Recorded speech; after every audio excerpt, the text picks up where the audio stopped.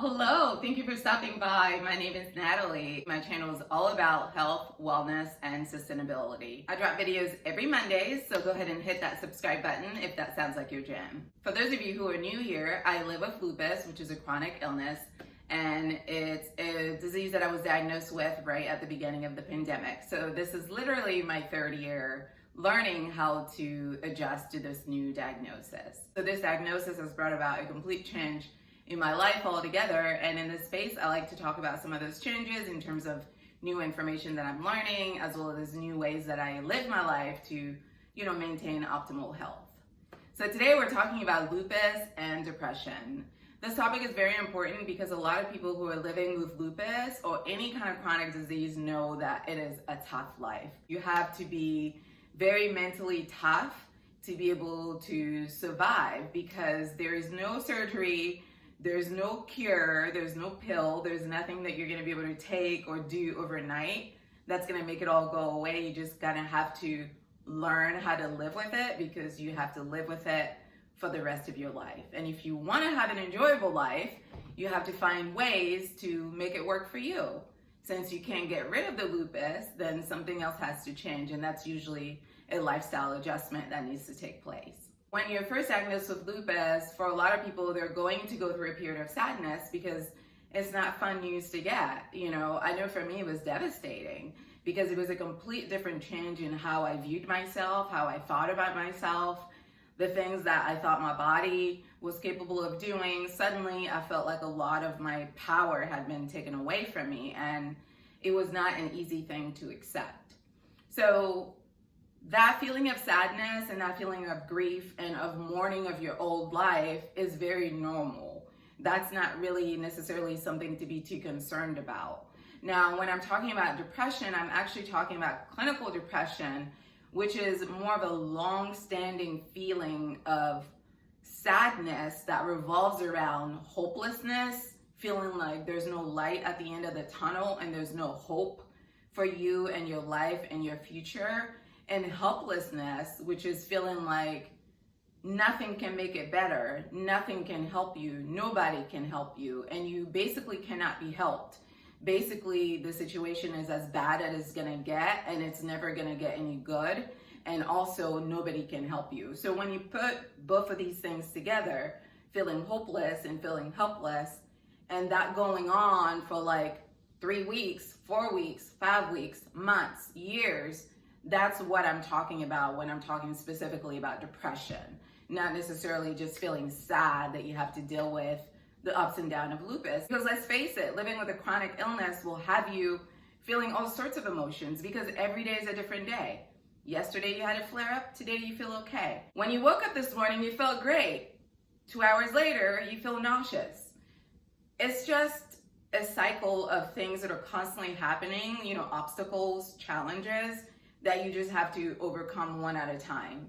And it's about just kind of managing them as they come up, but they don't stop coming, and you never know when they're coming. So that level of unpredictability around what's happening with you and with your body and what you're feeling is gonna bring about feelings of frustration, fear, sadness, worry, just all of that. So all of that is normal.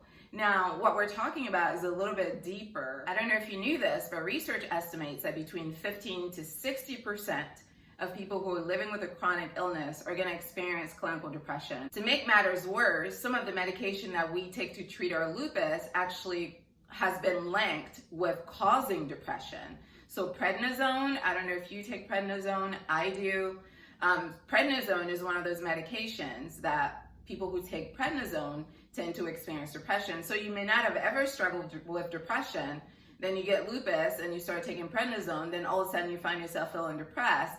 It's not you, it's the medication. And as we already talked about, the stress that comes with the emotional and psychological changes that you have to go through as a result of being somebody that's living with a chronic illness, that in and of itself is enough to cause depression in most people. Lupus itself also sometimes can create neurological problems in people that can also cause depression. And unfortunately, when you're clinically depressed, you can also suffer with symptoms of anxiety or vice versa. Sometimes the anxiety can trigger the depression, Although depression can trigger the anxiety, sometimes it's kind of like two sides of the same coin, and it's just weighing you down and just going around and around in circles. For a lot of us that are living with a chronic illness, some of the stressors that often come along with it are issues with money. Like, living with a chronic illness is not cheap.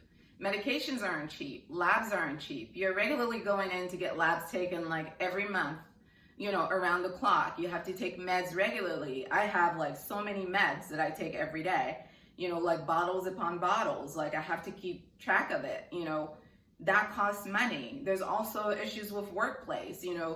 For some people, their work environment is not the most understanding. Well, some days you don't feel great. You're not able to perform, or you're not able to come in. You're not able to show up. Some days you wake up, you cannot get out of bed. You can't walk a few steps without your whole body being achy. So obviously you're not able to stand for 8 hours a day or sit for 8 hours a day to do your job. Depending on who your employer is and how they deal with people, and on a human level, that can also bring about a lot of stress. And then there's like stress in your home life. Like, if you're not able to do the things you used to do, let's say you used to cook a dinner every day. Well, now depending on how you're feeling, that may look different. If you don't have a spouse that's understanding of that, that can be another cause of stress. Or in your social circle, if you're not able to hang out with your friends like you used to, that can also be a source of stress. So there's so many different things that shift in your life that you have to respond to that you weren't really prepared for. On top of that, getting flare-ups back to back in and of itself can cause depression, because you're constantly feeling sick. You're constantly feeling like you have the flu, and you're constantly feeling ill. And that can make you feel like you're just never gonna be okay again. Like, life is never gonna be good. And every day is a sick day. Like, who wants to live that way? That is not an enjoyable way to live life. Nobody's excited about waking up sick every day, but that's what it looks like sometimes. And unfortunately, because lupus isn't a centralized illness, meaning it's not just like a foot disease where it's just in your foot and you treat the foot and the foot is better, it's an autoimmune disease. So that means it affects everything in your body.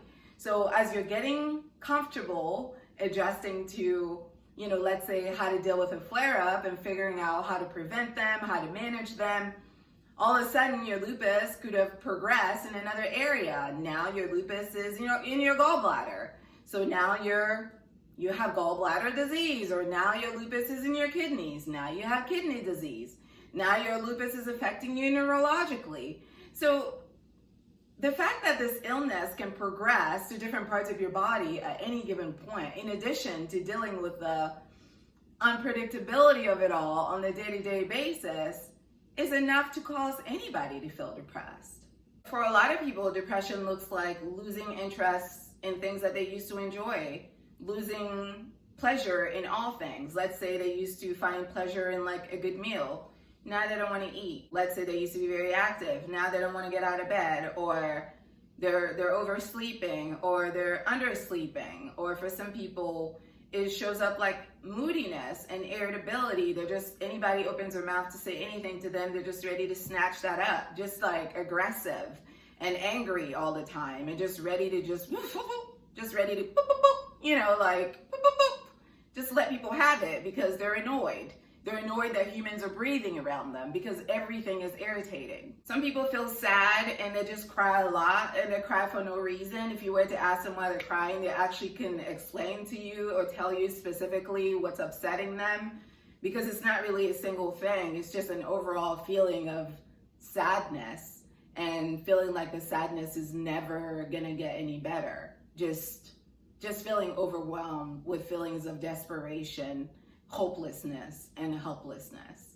Some people stop eating, some people stop sleeping. For some people, there's a lot of guilt, there's a lot of remorse, there's a lot of regret.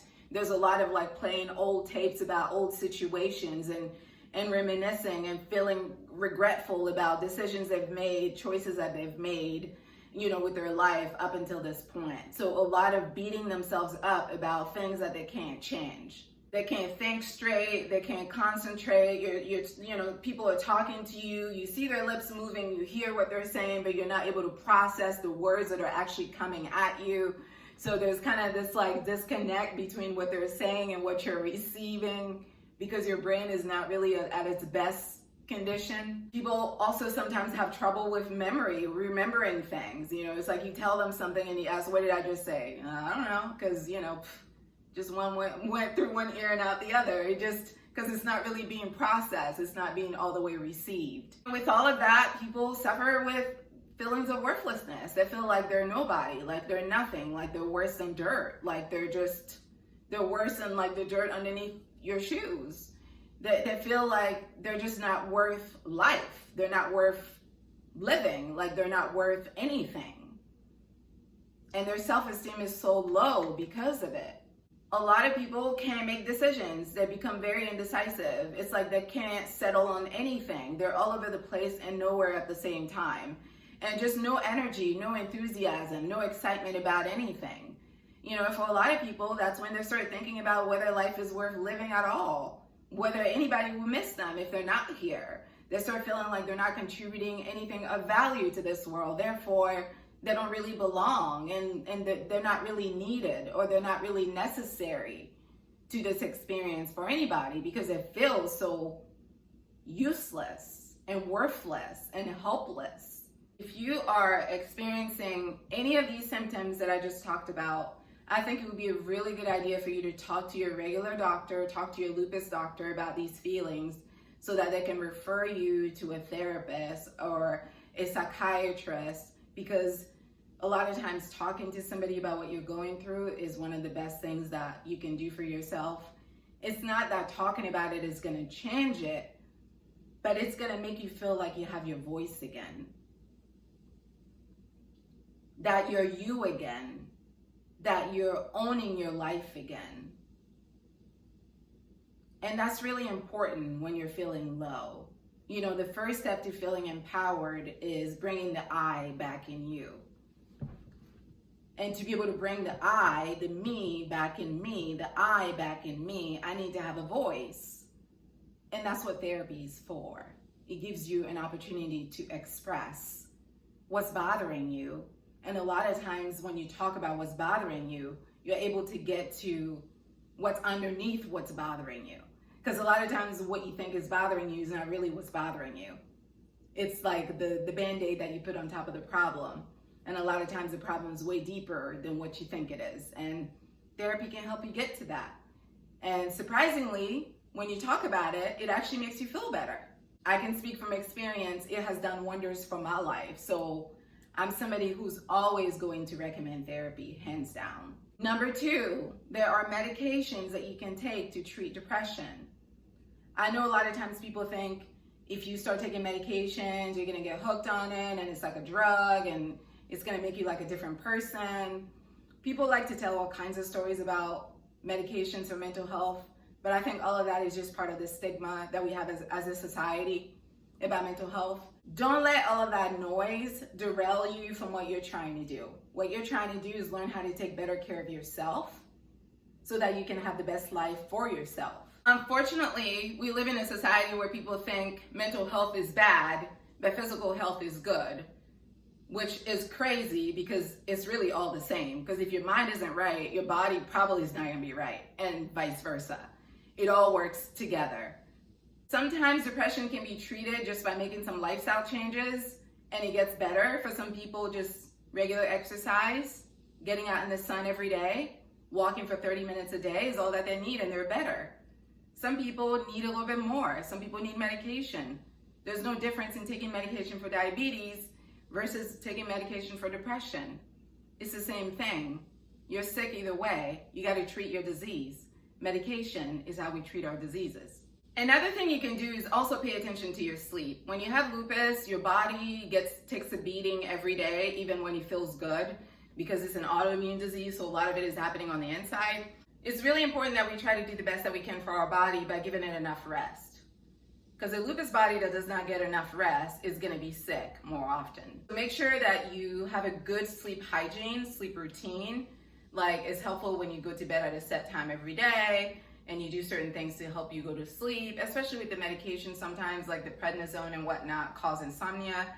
So a lot of times, sleep can be challenging. So if on top of that, you're not being very deliberate about planning sleep and scheduling sleep and sticking to your schedule and creating a routine around it, it's going to be really hard. And if you're tired all the time, I can guarantee you're not going to feel good.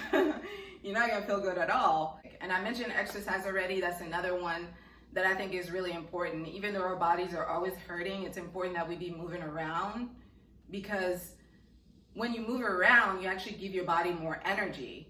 Even though it's tired, if you can get through the first couple of weeks of it being more tired because you're working out, eventually your body is going to adjust to you working out, and it's going to give you that energy back. So you get more energy when you work out, but in the beginning you're not going to feel it, because in the beginning you're going to feel more tired. But if you stick to it, you're going to get some of the benefits of that exercise. And on top of that, exercise is also good for your mood. It boosts hormones in your body that naturally make you happy. So being out in the sun, exercising is also another good way to improve your mood. Get a support system, whether that be family, friends, join a lupus group. I've talked about this before. It's really important that you have people in your life that support you, that understand what you're going through, that are helping you navigate this new scary world that you're part of. The other part of this is really working on transitioning into this new you. The old you is gone. She's not coming back. I hate to put it this way, but that's the way that it is. She's not coming back. The old life is gone. It's not coming back. You're never going to be the same. That's just life. That's a fact. That's a reality of the situation. You're never going to be the same. You're a new person now. The new person that you are has to operate under different sets of rules. So you have to learn this new person. What does this new person need? What are some of the things that you need to be working on to help this new person thrive? So that should be kind of the focus. But if you're still so married to your old life and your old way of being, it's going to be harder for you to let go and transition into the here and now, which is where you need to be, in the here and now. That's where the change needs to happen. That's where the growth needs to happen. That's when the expansion needs to happen. That's when the acceptance needs to happen, right here with lupus, not before lupus. If you want to have a better tomorrow with lupus, you have to learn how to live with lupus in the here and now.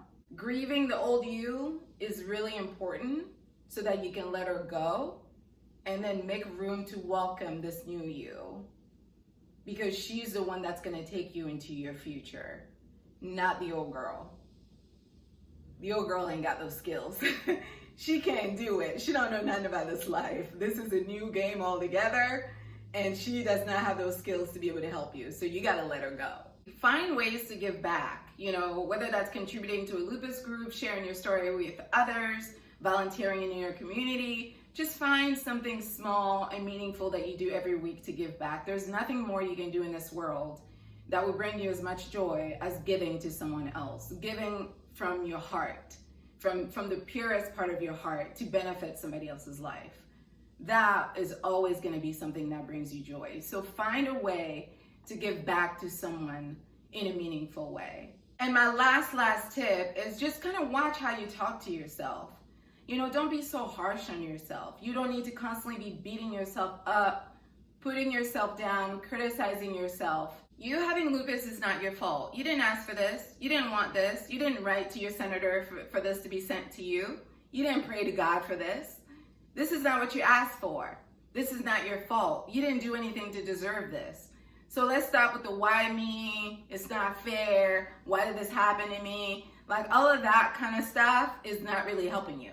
I know it feels good to just sit and wallow in self-pity because I've been there. I know that vibe. But ultimately that vibe is not going to get you to where you're trying to go, which is to be strong, to be thriving, to be growing, to be surviving. So just watch that. I know it's not going to turn off overnight, but just be mindful of it, of that negative way that you talk to yourself, because putting yourself down, beating yourself up is not going to help you. You need to be trying to lift yourself up, pick yourself up, pump yourself up, encourage yourself, speak positive words of your life, empower yourself. That's what we want to work on, not the negative stuff. So just be aware. When these thoughts come up, observe and change the channel. That's what you do. I'm not saying it's going to go away overnight, but just consistently change the channel in your mind. Instead of oh my God, I'm so lazy. I can't believe I couldn't do that. Like, change the channel to, I'm so proud of how I did this today. Do you see what I mean? So things like that. Just be your own best friend. Treat yourself with love and kindness and gentleness. Nobody's gonna come and do it for you. Do it for yourself. If you give yourself all the love in the world that you deserve, it's not gonna matter who gives it to you or doesn't give it to you, because your tank will always be full. Okay? So that is all that I have for today on lupus and depression. What are some of the things that you do to handle your depression as you're dealing with lupus? Leave your comments in the box below. Thanks so much for watching. I appreciate you guys. If you like this video, give it the thumbs up. I drop videos every Monday on health, wellness, and sustainability. Don't forget to subscribe if you're into that sort of content. If you want to check out any of my sustainable fashion pieces, you can do so at styledunder.com. Until next time, take care of yourselves. All right, au revoir.